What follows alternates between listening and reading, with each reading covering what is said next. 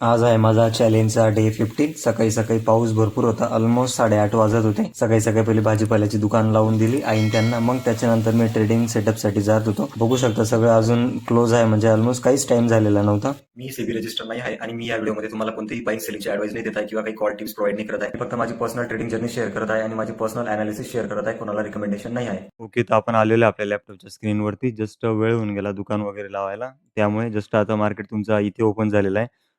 पहिले तर ट्रेडचं लॉजिक माझं काय प्लॅन आहे मी ते सांगतो. कोणाला रिकमेंडेशन मी सांगत नाही. मी फक्त माझी पर्सनल एनालिसिस सांगत आहे, की आजचा माझा काय ट्रेड प्लॅन राहणार आहे. आता 1 तासाची कॅन्डल एक प्रकारचा जो मार्केट एक प्रकार अजूनसुद्धा रेंजमध्ये ही अप साइडला एक रेंज आहे, डाउन साइडला ही एक रेंज आहे. मार्केट परत आज इथे ओपन झातोय. तुमचा अप साइड चाललेला आहे. आता एक प्रकारचं मार्केट कालचा बेरिश ट्रेंड होता. एकसारखा पुलबॅक दिला, आज परत आला. मग एक प्रकारचा हा जो कालची जिथे क्लोजिंग आहे तिथून मी सेल ऑफला एंट्री प्लॅन करणार आहे. हा माझा सिंपल ट्रेडचा प्लॅन आहे. फक्त वाट बघायची एक प्रकारचं मी ते लेव्हल्स ड्रॉ करून देतो. आता परत काही जण म्हणत होते ना, की आपण लेव्हल्स वगैरे ड्रॉ करत नाही. लेव्हलचं काही नाही. माझ्या ज्या लेव्हल्स आहे ते आपल्या माइंडमध्ये राहतात सिंपल, आणि काही दिवस आपण जे मोबाईलने ट्रेडिंग करतो त्यामुळे सुद्धा आपल्याला जमत नाही. आता 23,960ला माझ्यासाठी रेझिस्टन्स आहे आणि 23,990 म्हणजे ऑलमोस्ट 24,000 ची लेव्हल आहे. तिथे एक रेझिस्टन्स आहे. तसं आपण वाट बघूया. आणि मी आज निफ्टीमध्ये ट्रेड करणार आहे. काल आपण सेन्सेक्समध्ये ट्रेड केली होती. जस्ट आता इथे एक रेझिस्टन्स आहे आणि इथे एक रेझिस्टन्स आहे. 5 मिनिटच्या टाईम फ्रेमवरती जो ईएमए आहे, तो ईएमए ऑलमोस्ट इथे आहे. म्हणजे आपण इथे एक एंट्री प्लॅन करू शकतो सेल साइडला. आपण म्हणजे मी एंट्री प्लॅन करणार आहे. कोणाला रिकमेंडेशन नाही. पहिले सांगून दिलेलं बरं. तर इथे मी एक पुढचा प्रीमियम ॲड करून घेतोय. 24,000चाच ॲड करतो मी. इथे आपण जाऊया 2 याच्यावरती. इथे निफ्टी राहू देतो आणि इथे 24,000चा पुट ॲड करतो मी. 24,000चा पुट 28 जुलै. ओके. ओके. हां, बघू शकता आता प्रॉपर एक प्रकारचा सपोर्टवरती आपण म्हणता येणार आहे. कारण डाउन साइडला ईएमए, त्याच्यानंतर हा जी कालची इथे लेव्हल्स आहे, हा एक प्रकारचा सपोर्ट म्हणून ॲड करू शकतो. 166ला प्रीमियम चालू आहे. त्याचा एस-एल कितीला बसेल आपण पहिले चेक करून घेऊ. 170ला घेतला तर 155चा एस-एल बसेल. एस-एल खूप छोटा बसणार आहे. आपल्याला 150ला हा प्रीमियम 150ला भेटला पाहिजे मला. 150, 160ला वेट करूया बरं कुठे भेटतो. थोडा अजून याला डीप येऊ देऊ आणि मी पुट साइडला एंट्री प्लॅन करणार. परत लोकं म्हणतील तुमचा काही प्रॉपर सेटअप नाही. पहिलेही बोललेलो आहे, की माझा एखादा फिक्स सेटअप नाही अजून. मी फक्त प्राईस एक्शनच्या बेसवर घेतो, की मी सांगतो नाही का, मला वाटतंय की इथून सेल ऑफ येईल त्यासाठी मी एंट्री करतो. आता हा सेल ऑफ असं नाही की कन्फर्म येणार आहे. इथे मी 10 वेळा समजा एक्झाम्पल 10 वेळा ट्राय करेल. 10 पैकी माझे 5 एसेल जातील. 5 वेळा मी करेक्ट येणार आहे. हा माझा ट्रेडचा जो माझा मनी मॅनेजमेंट आहे, हा अशा पद्धतीने काम करतो. म्हणजे 165ला घेतला तर 150चा आपला स्टॉप लॉस बसेल. म्हणजे हा बी प्रॉब्लेमच देईल. तर वेट करूया. मी अजून इथे बी एंटर प्लॅन करत नाही. समजा हा थोडाफार रिव्हर्स होऊन गेला तर चालेल मला. वेट करूया बरं. तोपर्यंत मी तुम्हाला एक पी-एन-एल दाखवतो माझावाला जस्ट आत्ताचा, की का बरं ते पी-एन-एल बी का बरं दाखवतोय त्याचं बी रिझन मी तुम्हाला सांगतो. आपण गेलो ट्रेडर्स डायरीमध्ये. हा माझा आत्ताच्या मंथचा पी-एन-एल आहे. तर टोटल आपल्याला जो प्रॉफिट झालेला आहे आपल्याला ₹13,342 झालेला आहे. अल्मोस्ट यामध्ये मी 2 व्हिडिओ आपण टाकलेले नाही. आय थिंक शुक्रवारचा आणि आय थिंक एक दिवशी 167 बरोबर 9 गुरुवारचा. त्या दिवशी मी शेडवरती होतो. ही ट्रेड बाय मिस्टेक घेतली गेली होती वाटतं, का कशामध्ये तरी ट्राय केली होती मी. मग ही मिस्टेक आपल्याकडनं बाय मिस्टेक झाली. परत लोकं म्हणत होते ना, की तुम्ही YouTubeकडे चांगल्या पद्धतीने फोकस करताय. मी तुम्हाला तेच सांगतो, मी YouTubeकडे फोकस करत नाही. माझा फोकस ट्रेडिंगमध्येच आहे. अल्मोस्ट आजचा आपल्याला 15वा दिवस आहे. अल्मोस्ट ते 2 दिवस धरले तर 17वा, 18वा दिवस आहे. 16वा, 17वा दिवस आहे आपल्याला. मग 16-17 दिवसामध्ये ₹13,000 प्रॉफिट माझ्यासाठी खूप चांगली गोष्ट आहे भावांनो. ते बी आपण कितीचं कॅपिटल यूज करतोय? 50,000चं कॅपिटल यूज करतोय. त्यावरती जो रिझल्ट आहे तो चांगला आहे. तर ट्रेड आपण वेट करूया. अजून मी घेतलेले नाही. आपण घेऊ शकतो. इथे एक प्रकारचा रेझिस्टन्स आहे. वरतून ईएमए एक प्रकारचं मार्केट ईएमएला रिजेक्शन घेऊ शकतं. तर हा प्रीमियम आपल्याला भेटत होता 165ला. तो आता 175 चालू आहे. या ट्रेडने आता 180चा हाय ब्रेक केला, तर मी इथे एंट्री प्लॅन करून घेईल. मी इथे 180ला हॉरिझॉन्टल लाईन ड्रॉ करून देतो. ह्या ट्रेडच्या म्हणजे ह्या कॅन्डलचा हाय ब्रेक केला समजा प्रीमियमनी, तर इथे मी एंट्री प्लॅन करून घेईल. याला ग्रीन देऊन देतो. ओके. आता वेट करूया 180 क्रॉस झाला तर एंट्री प्लॅन करेल. नाहीतर डाउन साइडला एक तुम्हाला सपोर्ट आहे 150च्या खाली. याची लिक्विडिटी ब्रेक झाली पाहिजेल आहे. याची लिक्विडिटी ब्रेक झाल्यानंतर मी मग एंट्री प्लॅन करेल. आणि ऑलमोस्ट तुमचे 9:30 वाजता आहे. मला 10-10:30ला बाहेर बी जायचं आहे जॉबला. वेट करूया काय होतं ते. ओके. तर कॅन्डल ऑलमोस्ट 176ला चालू आहे. आपल्याला 180ला बाय करायची आहे. म्हणजे मला बाय करायची, कोणाला रिकमेंडेशन नाही.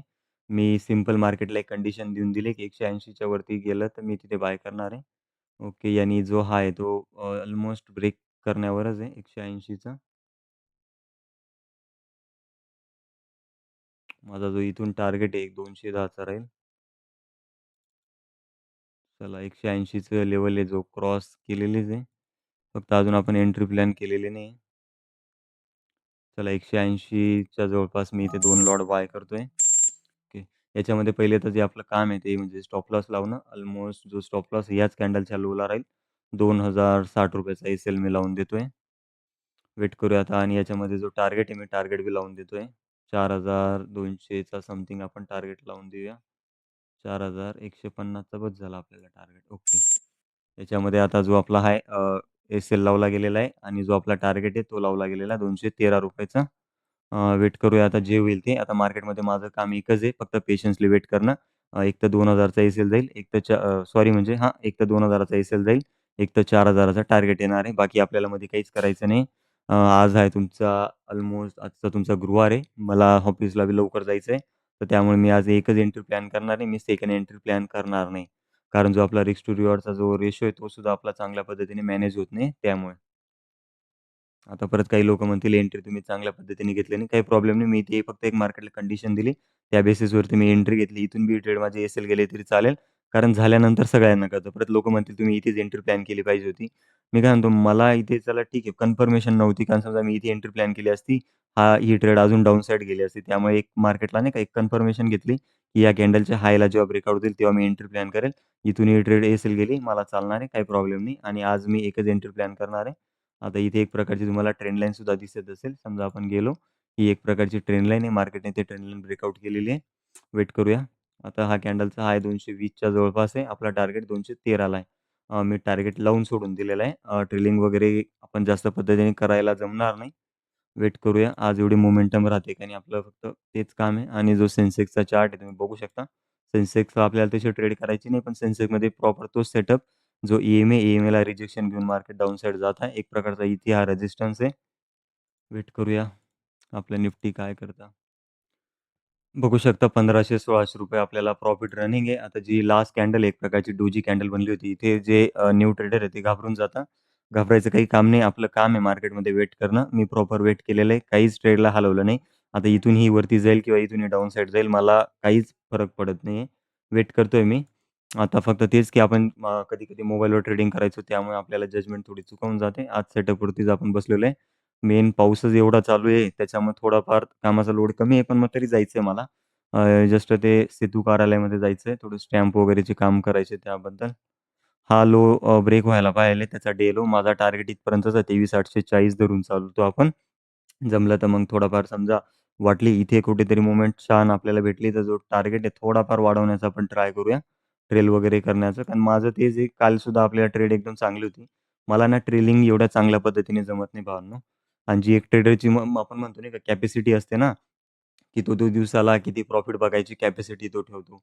ॲट मी 5,000 पर्यंत कॅपॅसिटी ठेवतो आणि जो लॉस आहे, लॉसची कॅपॅसिटी खूपच मोठी असते. माझीच नाही, लॉसची कॅपॅसिटी सगळ्याच ट्रेडरची मोठी असते. फक्त मी एवढं आहे, की मी प्रॉफिटची बी हळू वाढवण्याचा ट्राय करतोय. फक्त एवढी एक चांगली गोष्ट आहे, की मी समजा 2चा एस-एल देतोय ना, तर मी 4चा घेणार आहे. 4 पेक्षा कमी नाही. आता नवीन ट्रेडर्ससोबत मिस्टेक काय होते माहिती आहे का? ते लॉसला होल्ड करतात. पण समजा प्रॉफिट आहे, प्रॉफिटला इथे घेऊन बाहेर निघून जातात. किंवा मग समजा आपण इथे कुठे समजा मी ह्याच एंट्रीला प्लॅन केला, आपण लॉसला होल्ड करू. मग समजा ही ट्रेड जेव्हा बी रिव्हर्स जाईल, तर आपण काय करू इथे कॉस्ट टू कॉस्ट विकून देऊ. का बरं?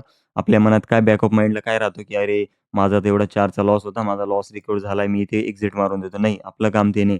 आपलं काम आहे आपण लॉसला होल्ड करतोय, तर प्रॉफिटला बी त्याच पद्धतीने होल्ड केलं गेलं पाहिजे रे.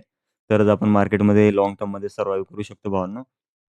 वेट करूया या ट्रेडचं काय वेट करतो मी आणि तुम्हाला सांगतो तसं. सेन्सेक्सचा चार्ट कुठे चालू आहे.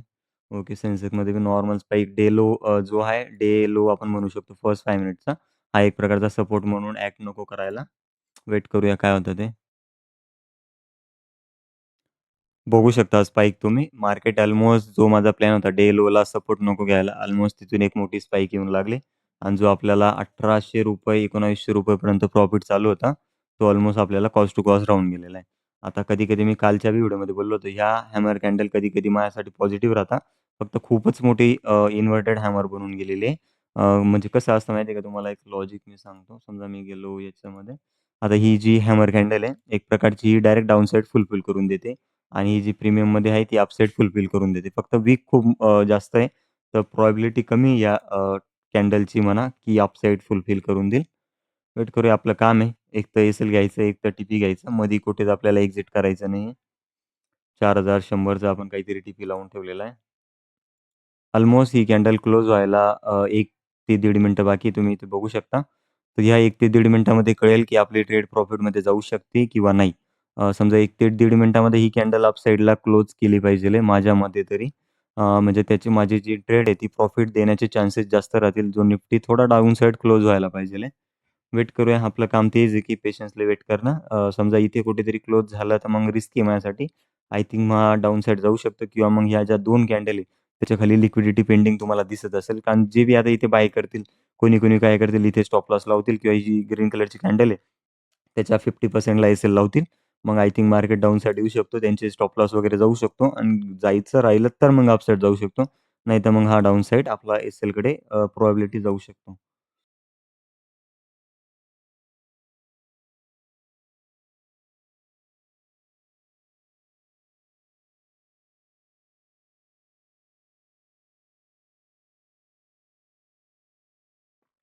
बघू शकता.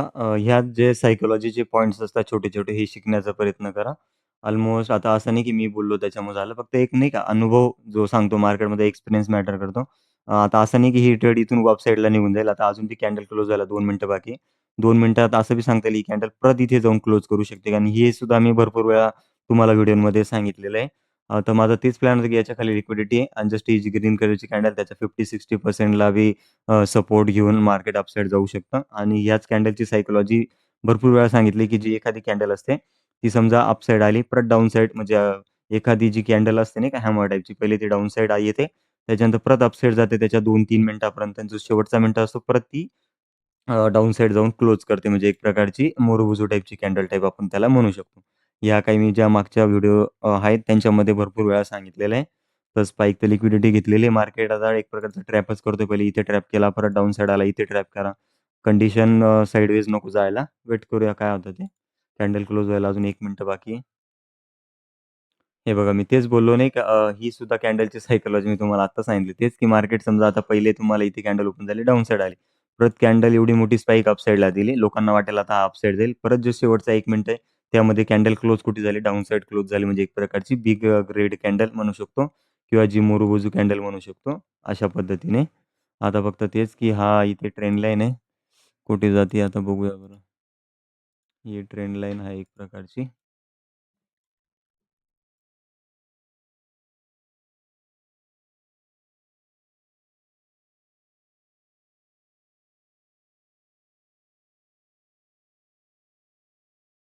जस्ट इथे मी आता शेडवरती आलो आहे भावांनो. ऑलमोस्ट 2 वाजत आहे. मी व्हिडिओमध्ये बोललो होतो, की मी जॉब निमित्ताने बाहेर जाणार होतो. त्याच्यामुळे मी गेलो आणि आता जस्ट मी निफ्टीचा चार्ट बघितला. तर निफ्टी ऑलमोस्ट भरपूर चांगल्या पद्धतीने फॉल करून गेलेला आहे. आता व्हिडिओमध्ये तुम्ही ॲनालिसिस बघितली असेल. आता असं नाही की आपण मी सांगितलं त्याच्यावर पडलं का काय. आपलं काम होतं ॲनालिसिस करणं. आता मी रॉंग झालो त्यामुळे मी 2चा एस-एल होता तो दिला. मी सेकंड एंट्री प्लॅन केली असती तर आपला प्रॉफिट बी झाला असता किंवा मग त्या सेकंड एंट्रीमध्ये सुद्धा आपला जो स्टॉप लॉस आहे तो हिट झाला असता आणि समजा आपला सेकंड ट्रेडमध्ये बी स्टॉप लॉस हिट वगैरे झाला असता तर आपली जी सायकॉलॉजी आहे बाय चान्स बिघडू बी शकते बरोबर. त्यामुळे आपण एक एंट्रीचा प्लॅन केला आणि मी एकच एंट्री प्लॅन केली. त्याच्यानंतर मी माझं जे किल स्विच होतं ते ऑन करून दिलं. तर तेच आपला जो फायनल लॉस आहे तो ₹2100 समथिंग झालेला आहे. फंडसुद्धा तुम्हाला दिसत असेल 38,500 समथिंग आपला फंड राहिलेला आहे. ऑर्डर बुकसुद्धा तुम्हाला स्क्रीनवरती दिसत असेल. तर सांगायचं तेच की गिल्ट आणू नका. जो ट्रेंड आहे तो गेला गेला. मार्केट कायम राहणार आहे. मार्केट उद्यासुद्धा राहणार आहे. आपलं सगळ्यात महत्त्वाचं काम आहे आपलं जे कॅपिटल आहे त्या कॅपिटलला प्रोटेक्ट करणं. असे दिवस आपल्याला भेटतील आणि आपण रॉंग आहे आपण एस-एल घेतला. हॅप्पी राहा. मी सुद्धा हॅप्पी लॉस आपण घेतला आणि भेटूया आपण नेक्स्ट डे. तर तेच व्हिडिओ आवडला असेल तर आपल्या चॅनलला सबस्क्राईब करा, व्हिडिओला लाईक करा आणि आपली ट्रेडिंग जर्नी आपल्या मित्रांमध्ये शेअर करा. भेटूया नेक्स्ट डे. थँक्यू.